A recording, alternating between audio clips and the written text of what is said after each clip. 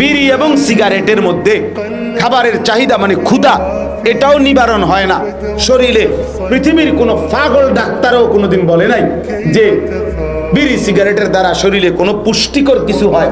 তাইলে একেবারে নিশ্চিত এটা যে বিড়ি সিগারেট জাহান্নামীদের খাবার, জাহান্নামীদের খাবার, জাহান্নামীদের খাবার, জাহান্নামীদের। আগুনের ধোঁয়া কোনো মানুষের প্রিয় হইতে পারে না। তাহলে বিড়ি সিগারেট তো ধোঁয়া। আহা, আমার খুব ভয় লাগে এটা। আমি এর লেগে একটু বেশি বললাম।